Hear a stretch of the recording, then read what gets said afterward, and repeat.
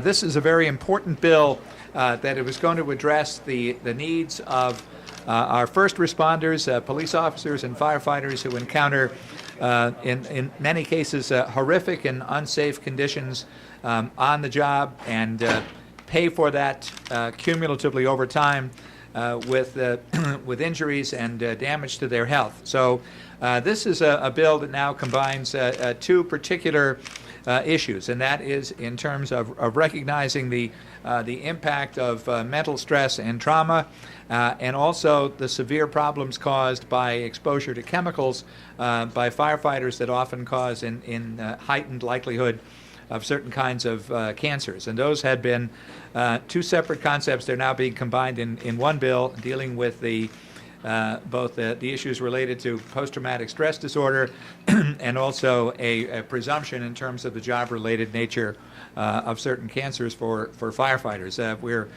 pleased to support this bill because it does recognize the unique conditions under which our first responders work and the unique challenges that they face. The time has really come to get these bills across the finish line.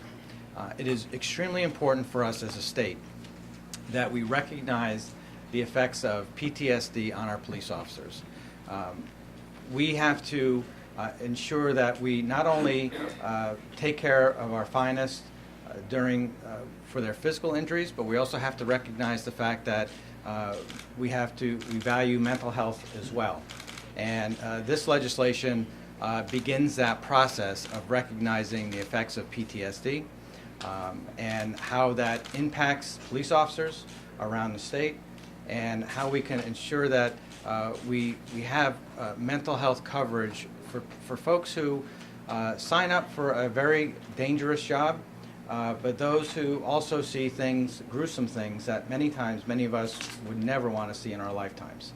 And this, to me, this bill sends a very strong signal that us as a state, we recognize the importance of treating PTSD, and that especially as we see so many servicemen and women coming back from war that are impacted by PTSD as well, that we set our policy and we understand and say that this is something that needs to be recognized, treated, and especially come out from the shadows. So firefighters are now exposed to many, many more chemicals and a toxic combination of chemicals that they probably have not been exposed to generations ago. So what they're exposed to today is different from what they may have been exposed to a long time ago. And again, as a state, we need to recognize that, and we need to understand that firefighters are getting sick from the chemicals when they're out there fighting fires.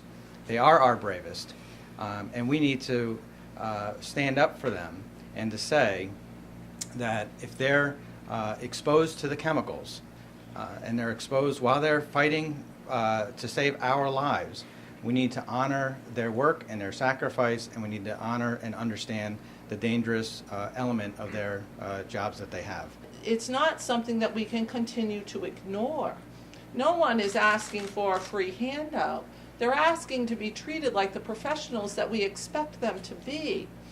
And that's what they are, professionals, whether they're firefighters walking in to a fire, as Senator Looney and Senator Duff said.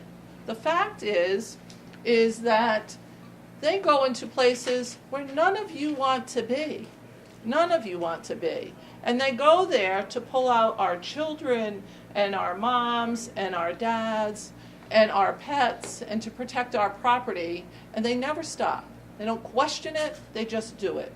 And it's about time that we start recognizing that the cancer diseases that are happening to our young firefighters, and I think you're all younger than I am, so I don't know. But I think it's about time we started doing that. And in regards to mental health, we have to remember every day that mental health should be on parity with physical health. And we have to remember that these people protect us every day. And I know that I appreciate it. And if I'm going to hold them to that higher level, each day I'm going to make sure that I provide them with whatever supports they need. As a firefighter for the city of Waterbury, I've got many colleagues that have suffered with cancer, presently suffering with cancer, that have died from cancer. So this is very much a homegrown issue for me. As far as the police are concerned, we all know the events that they have attended and experienced, and they do also need this PTSD coverage. And this is really a very amazing first step, and something I'm so proud to be here to be able to support and to passionately move forward.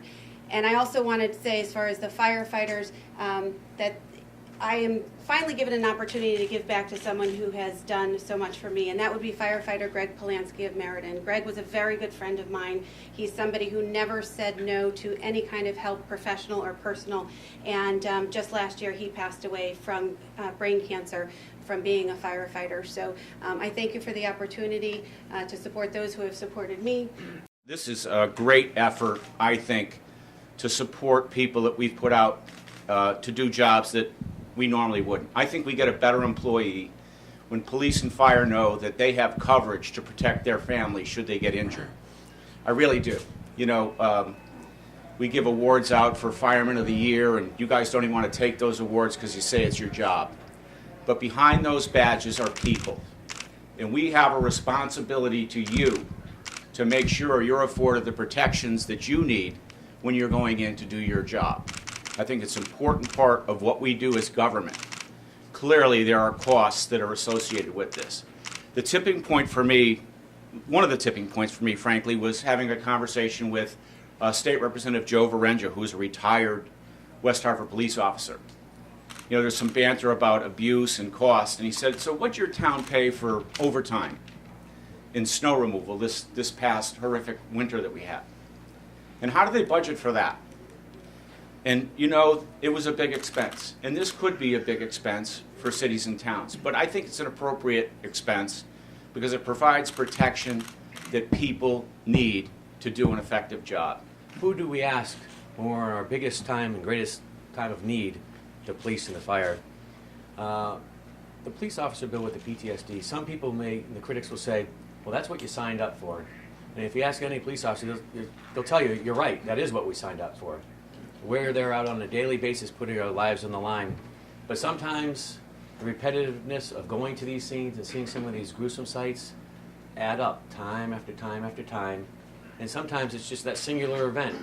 It's the straw that broke the camel's back. And our goal here is to afford these guys and gals the opportunity to get some help, get some counseling, try to get back on the job if they can. But if not, we need to make sure that they're taken care of with their family because they do that for us every day.